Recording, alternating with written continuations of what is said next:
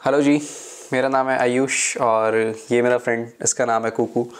और हम दोनों आपका स्वागत करते हैं हमारे यूट्यूब चैनल पे। आज का हमारा टॉपिक होने वाला है how to give step up training to this creature. तो सबसे पहले स्टेप अप ट्रेनिंग से पहले मैं आपको बताता हूँ कि किस बर्ड को हम स्टेप अप ट्रेनिंग दे सकते हैं। तो आपका बर्ड स्टेप अप ट्रेनिंग तभी करेगा जब वो आपसे डरा हुआ ना हो। तो सबसे इम्पॉर्टेंट चीज़ जो है किसी भी ट्रेनिंग में, किसी भी पेट के लिए, चाहे वो कॉकटेल हो, चाहे वो कोई दूसरी बर्ड हो, चाहे वो कोई दूसरा कोई भी पेट हो, डॉग हो, कैट हो, अगर हमें उसे कोई ट्रेनिंग देनी है तो हम कभी डरा के ट्रेनिंग नहीं दे सकते। तो सबसे पहले आपका बर्ड डरा हुआ नहीं होना चाहिए, उसके अंदर कोई भी डर नहीं होना चाहिए। वो बहुत खुश होना चाहिए आपके एम्बियंस में, आपके घर में। वो कहीं पे भी बैठ रहा है, कहीं पे भी उठ रहा है, बर्ड स्पेशली, तो वो बहुत खुश होना चाहिए। उसे लगना चाहिए कि हाँ यार, ये मेरा ही घर है। अगर ऐसा सीन होता है तो उसके बाद ही हम बर्ड की ट्रेनिंग शुरू कर सकते हैं, कोई सी भी। कॉकटेल्स के केस में ट्रेनिंग की अगर हम बात करें तो सबसे ईजीएस्ट ट्रेनिंग जो होती है वो होती है स्टेप अप ट्रेनिंग। उसके अलावा जो राउंड ट्रेनिंग होती है कि बर्ड सर्कल में घूमता है, या फिर जो बाकी की ट्रेनिंग्स होती हैं वो थोड़ी डिफ़िकल्ट होती हैं, क्योंकि बर्ड का दिमाग इतना बड़ा नहीं होता। छोटी बर्ड का दिमाग इतना बड़ा नहीं होता, बड़ी बर्ड का तो होता है। तो इन छोटी बर्ड को चीज़ों को याद करने में बहुत मुश्किलें होती हैं, क्योंकि इनकी मेमोरी इतनी शार्प नहीं होती।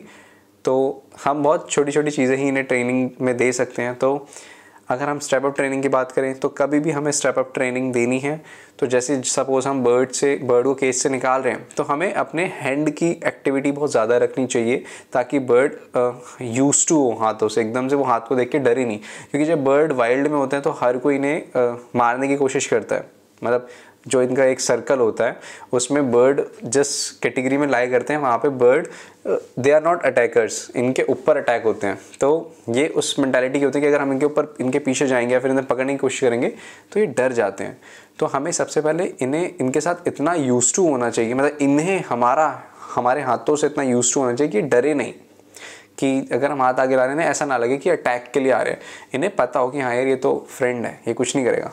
उसके लिए सबसे पहले हम क्या करना चाहिए, I have some seeds here, दिख नहीं रहे होंगे, वैसे दिखाता हूँ, एक सेकेंड। ये कुछ गिरते हुए नज़र आ रहे हैं, ये सीड्स हैं। कभी भी हम, इधर आइयो भाई, कभी भी हम बर्ड को, आपको ऐसे नहीं पकड़ना, ये तो मेरा दोस्त है, ये मेरे को कुछ नहीं करेगा। Step up, step up, step up. अभी इसकी स्टोरी बाद में बताऊँगा। पहले सपोज़ आप कभी भी बर्ड को केज से निकालते हैं तो अपने हाथ में ऐसे सीड्स रखिए और बर्ड को अपने मतलब आपके हाथों से खाने दीजिए आराम से, जैसे अभी खा रहा है। इससे क्या है, इससे वो आपके हाथ का यूज टू हो जाएगा। अब ये डर नहीं रहा, मतलब ये तो वैसे भी नहीं डरता, बट आपका बर्ड भी अगर आप हाथ से खिलाओगे तो आपके हाथों से यूज टू हो जाएगा, वो आपके हाथों से डरा नहीं करेगा।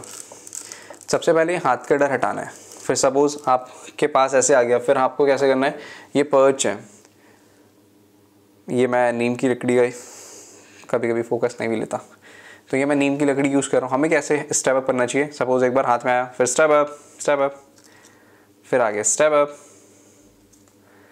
ऐसे। मतलब हमें क्या करना चाहिए, पर्च और फिंगर्स के साथ, पर्च और फिंगर दोनों के साथ हमें स्टेप अप करना चाहिए। Step up, step up.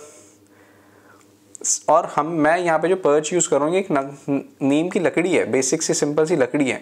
नीम की लकड़ी में क्यों यूज़ कर रहा हूँ, क्योंकि इसमें बर्ड की ग्रिपिंग अच्छी बनती है। जो शॉप से हम पर्च लेते हैं, सर्कल वाली पर्च लकड़ी की, वो इतनी अच्छी नहीं होती, क्योंकि उसमें ग्रिप बनानी बहुत मुश्किल होती है। वो एक बहुत लीनियर सी होती है। इसमें क्या है, ये खुदगुरी सी है, कहीं से मोटी होगी, कहीं से पतली होगी, कहीं से कहीं हल्की हल्की चीज़ें निकली होती हैं। तो ये इसमें इनकी बर्ड की ग्रिपिंग अच्छी होती है। तो हमें जनरली इस टाइप की पर्च का ही यूज़ करना चाहिए। अभी पता नहीं क्यों अलर्ट हो रखा है। तो हमें इस टाइप के पर्च का यूज़ करना चाहिए। अगर हम दूसरी पर्च यूज़ करते हैं तो बर्ड्स के पैर में छाले भी होते हैं, और उनका ना मतलब स्किन खुरखुरी सी हो जाती है सिर्फ उन पर्च की वजह से। तो हमें नेचुरल पर्च जो भी होती है वो यूज़ करनी चाहिए बर्ड्स के लिए। और हमें क्या करना चाहिए, कभी बर्ड को पीछे से, एक तो बर्ड पहले से डरी है, मतलब अगर आपके यहाँ नहीं आई है, उसको हम पीछे से ऐसे पकड़ें, उसको वो डर जाती हैं। हमें बर्ड को कैसे पकड़ना चाहिए, हमेशा आगे से अप्रोच करनी चाहिए, यहाँ से। इसको लग रहा है मैं इसे इसका हेड स्क्रैचेस दूंगा, इसलिए हेड आगे ला रहे हैं। तो हमें हमेशा आगे से, और बर्ड जैसे भी ऐसे से मतलब काटने की कोशिश करते हैं ना ऐसे से, वो काटते नहीं हैं, दैट इज़ जस्ट अ निबिंग। तो उससे आपको डरना नहीं चाहिए, और उससे मतलब बर्ड को एकदम से मारना वारना नहीं चाहिए। अगर सपोज निबिंग करें मैं मार दूँ ऐसे, कभी नहीं हाथ में आना फिर बर्ड दोबारा, वो डर जाएगा बहुत ज़्यादा ही। तो हमें क्या करना चाहिए, आगे अप्रोच करना चाहिए स्टेप अप के लिए, और कभी भी अप्रोच करना चाहिए मुंह से बोलना चाहिए, और चेस्ट के पास फिंगर को लेके आना है बहुत confidently. Cuckoo step up, cuckoo step up, ऐसे। देखो फिर से जाता हूँ, ये चेस्ट है भाई का इधर, ये फिंगर बहुत स्ट्रांगली मतलब टाइट एकदम। Cuckoo step up, step up. कभी कभी नहीं भी करते हैं तो यार ये लिविंग क्रिएचर्स हैं, मूडी होते हैं। Cuckoo step up, step up. अगर ना करें तो चेस्ट पे हल्का सा टच करना चाहिए। Cuckoo step up, cuckoo step up. इसको एक्चुअल में हेड स्क्रैचेस चाहिए, तो इसलिए मतलब ये इसलिए और हाँ, कभी भी ये स्टेप अप कर दे तो हेड स्क्रैचेस कर दिए, सीड्स खिला दिए थोड़े बहुत, इन्हें लगना चाहिए कि हाँ यार ये हेड स्क्रैचेस ही मांग रहे हैं, बहुत पागलों की तरह।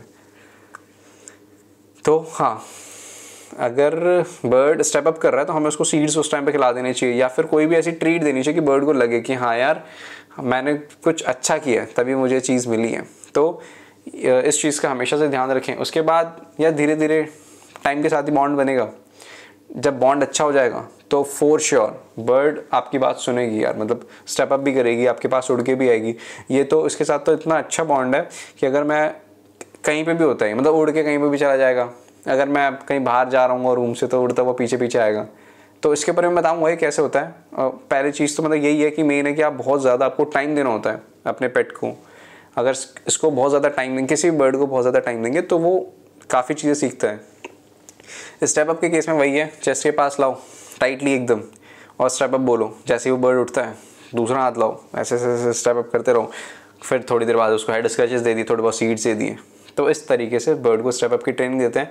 सबसे पहले जो ईजीएस्ट ट्रेनिंग होती है वो स्टेप अप ही होती है। उसके अलावा उसके बाद जो बाकी की ट्रेनिंग्स होती हैं वो लोग अपने पास बुलाते हैं, कम टू फ्लाई ट्रेनिंग होती हैं, वो सारी होती हैं। उसके अलावा सर्कल घुमाते हैं बर्ड को, वो थोड़ी सी मुश्किल होती है यार। मैंने मतलब बहुत कोशिश करी है बट मेरे से तो कभी हो नहीं पाई। मैंने मतलब ऐसे कोई बर्ड ट्रेन नहीं करी है, अदरवाइज़ मैं आपको बताता कैसे करनी होती है। बट ऐसी होती होगी यार, मतलब बहुत ज़्यादा टाइम लगाना होता होगा। तो this is it for the video. Thank you so much अगर आपने वीडियो देखी है लास्ट तक, और जुड़े रहने के लिए बहुत बहुत शुक्रिया आपका। और थैंक यू सो मच यार, इतने प्यारे प्यारे कमेंट्स आते हैं। मुझे कभी भी ऐसा लग नहीं रहा था कि इतनी जल्दी इतने लोग मेरे से जुड़ेंगे। मैं कोशिश कर रहा हूँ कि जल्द से जल्द मेरे 1000 सब्सक्राइबर्स हो जाएं, ताकि मैं वो जो लाइव शुरू होता है वो शायद 1000 सब्सक्राइबर्स के बाद ही हो पाता है।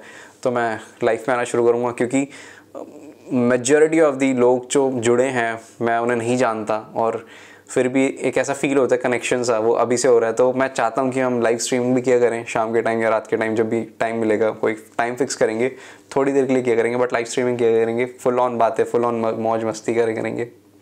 तो ऐसे जुड़े रहिए, फिर एक टाइम में लाइव स्ट्रीमिंग में मुलाकात होगी। Till then thank you so much, और ऐसे जुड़े रहिए। आपका बहुत बहुत शुक्रिया दिल से, थैंक यू।